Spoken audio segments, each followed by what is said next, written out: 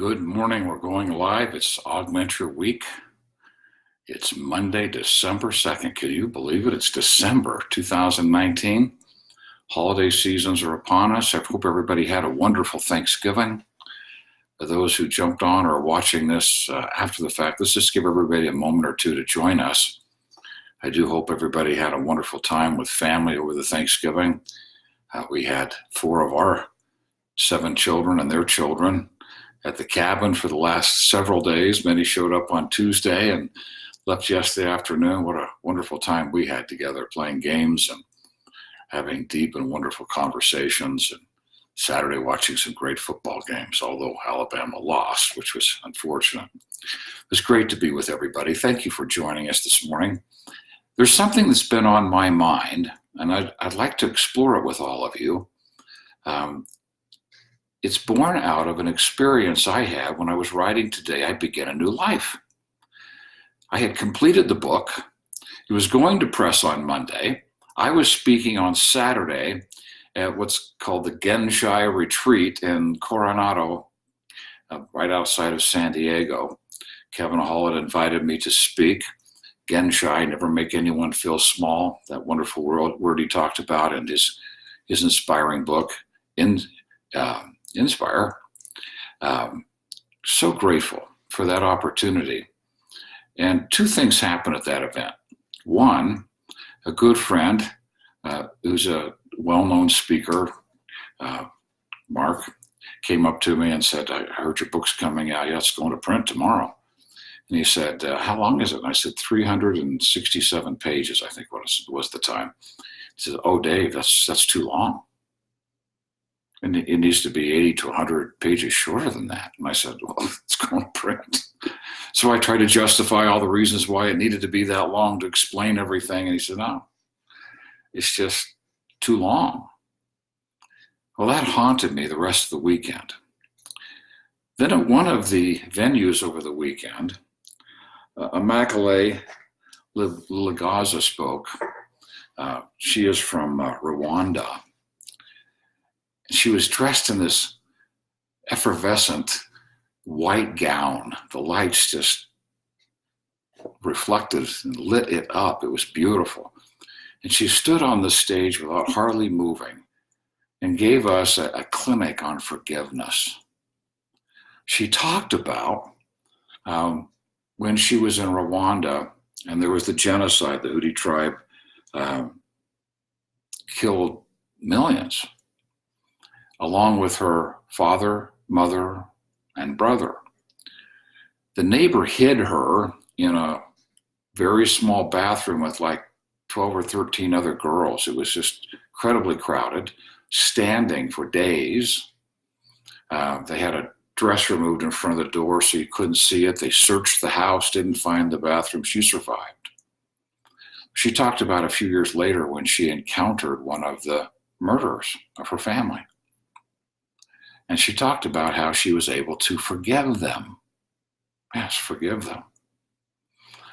Well, after that event, we were going from that venue to the next, and a gentleman came running up behind me, a dear friend.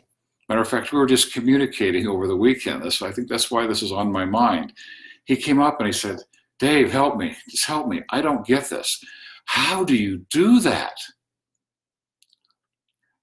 And I had an amazing experience in sharing with him what came to my heart. When I came back from that weekend, I'm tired. It's Sunday evening.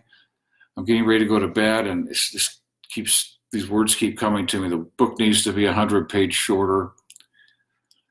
I sent word out to everybody, stop the presses. I went back into my office and started writing. Matter of fact, it was in this very office I'm sitting in this morning. And I began to write. I had no idea how I was going to cut 80 to 100 pages out of the book. And I wrote all night long. Next morning, showered and coached all day, wrote most of the next night. Maybe an hour and a half of sleep, get a shower, get up, coach all day, write all night, and about 1:28 in the afternoon on Friday, It was rewritten, and the book was 100 pages shorter. But most interestingly, there were 3 new chapters.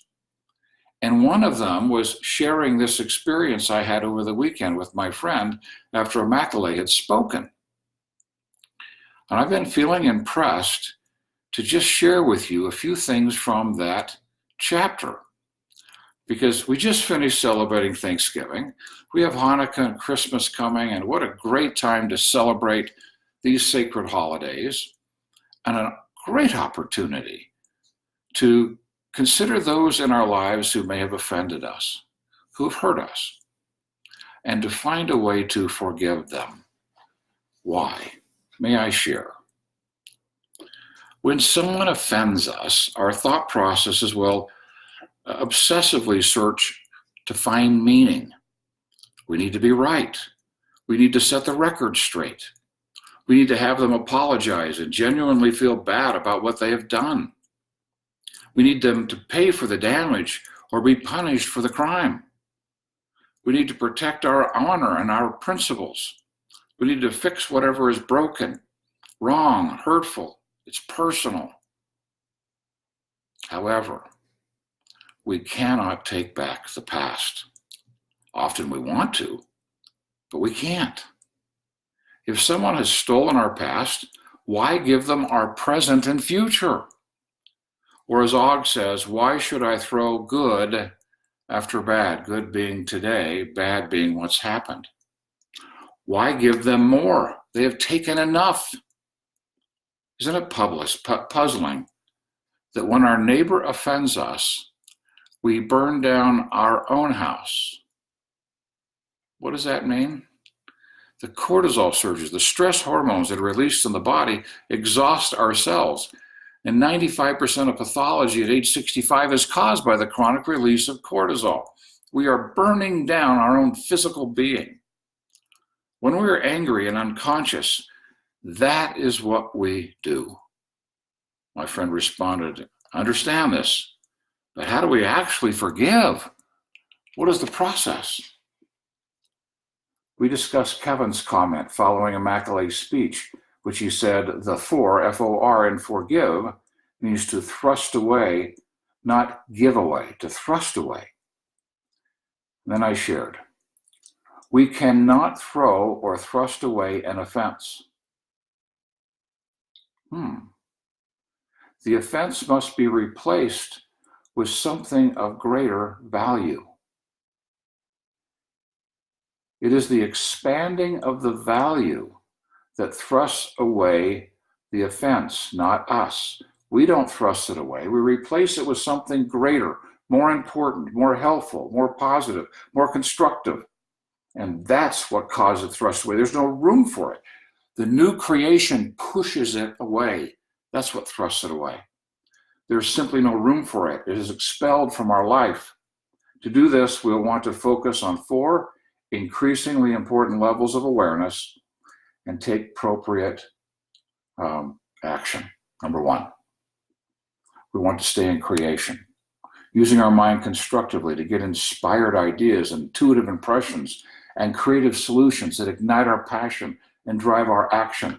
We then act and create something we would not have had otherwise. So imagine, on one hand, I spend that time in anger and frustration, wanting to get even or have them be punished or feeling sad or hurt or lost or whatever it might be. Or, on the other hand, I spend that time in creation, getting an inspired idea, acting on it, and creating something that would not have been created otherwise.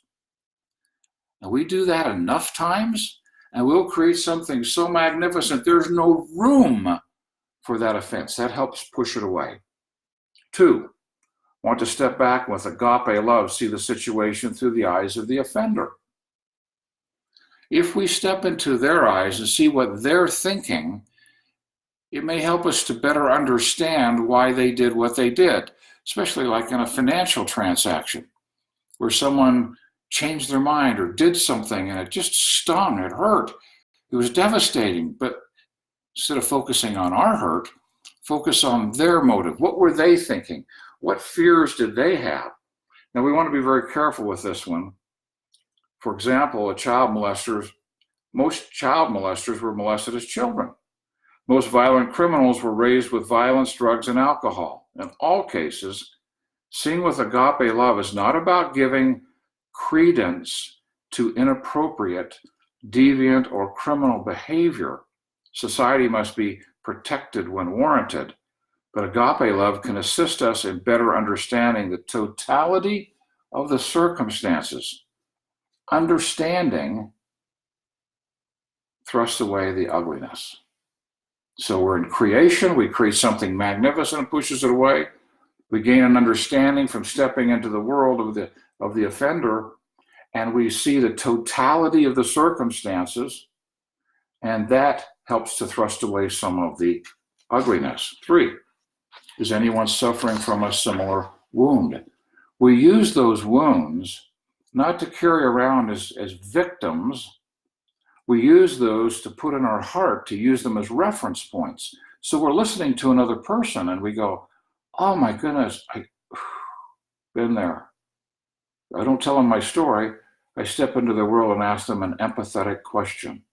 And we see them go, oh, finally, somebody understands me. That's the third way to thrust it away. We find such joy in the service that there's finally purpose in our suffering and joy in our journey, and as a result, much needed healing in our souls. So that's number 3. And number 4, who among us has not committed an offense against another? If we are to be forgiven by others, we must forgive. Grace thrusts away ugliness.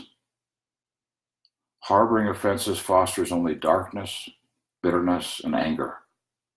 When we fail to forgive, not only do we lose, so does everyone around us. In fact, when we fail to forgive, we may be committing a new offense against another. Let us today, as we're reflecting on this holiday season, pick out somebody that has offended us or hurt us along the way, and see if we can't create something bigger and more magnificent that can push that offense away. Let us, with agape love, step into the world of the offender and say, wow, what can I learn from this?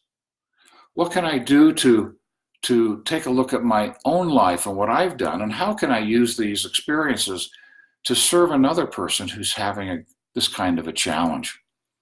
And may we, in doing so, practice what Og teaches us in scroll number 2. Greatest secret of success in all ventures is love, agape love, a heightened level of awareness. And we want to increase our awareness regarding those offenses so that we don't continue to burn down our own house.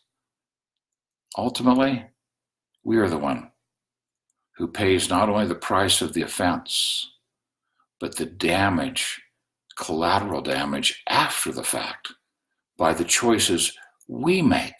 Let us make better choices in how we handle ourselves after such an event, that we might be able to find more joy in our lives, more joy in the journey. And remember, we don't thrust it away. The 4 things I've shared with you help push away the ugliness, help give us more perspective, create something even more magnificent.